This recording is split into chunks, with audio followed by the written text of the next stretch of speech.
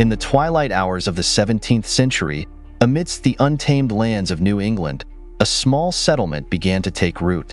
This was Salem Village, built by the hands of Puritans, fleeing from persecution in Europe, yearning to form a new society. Salem was supposed to be a place of pure faith, strict morals, and devotion to God.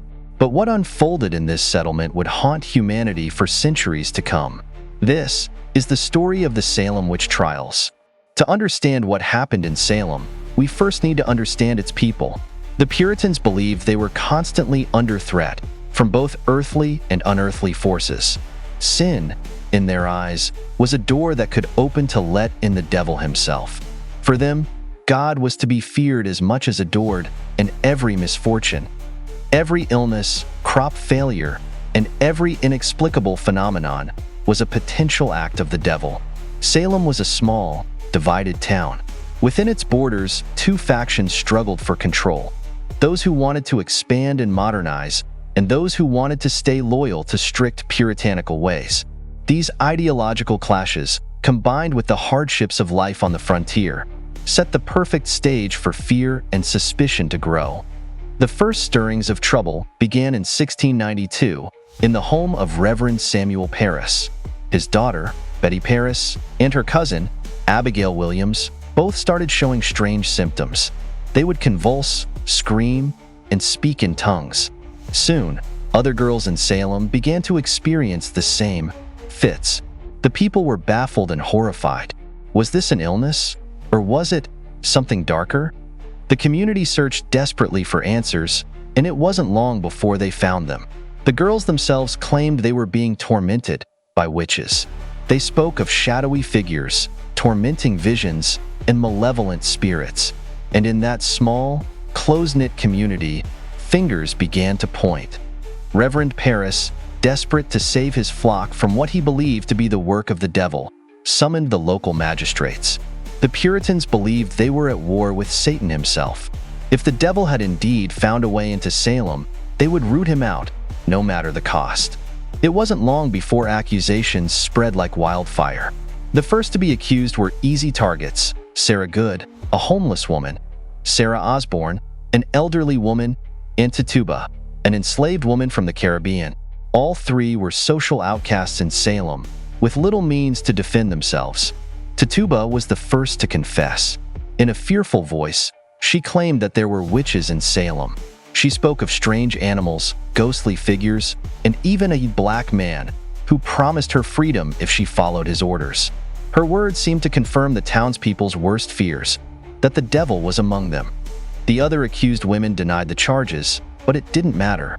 Once the accusations began, they grew like a fever that gripped the entire town. Soon, no one was safe. Neighbor accused neighbor. Families turned on each other.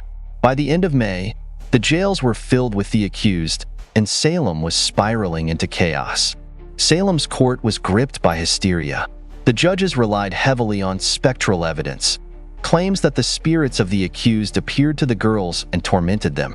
In any normal trial, such evidence would be dismissed. But here, in a town where fear ruled and reason had fled, it was more than enough.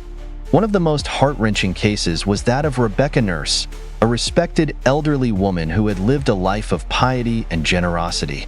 When she was accused, it shocked the community. Even some of the afflicted girls doubted her guilt. But the hysteria was too strong. Rebecca Nurse was condemned to die. The convicted were executed by hanging on a barren hill just outside of Salem, a place that would later be known as Gallows Hill. Men and women, some as young as children, others as old as 60, were led to their deaths. And with every execution, the sense of dread grew. But the witch hysteria wasn't unique to Salem. Across Europe, for hundreds of years, similar trials took place. In Scotland, entire villages were wiped out by accusations of witchcraft. In Germany, the fear of witches led to one of the largest witch hunts in history, where thousands lost their lives. In a small Scottish village in the late 1500s, a young woman named Agnes Sampson was accused of being a witch after a terrible storm struck the coast. People believed she had summoned the storm with dark magic.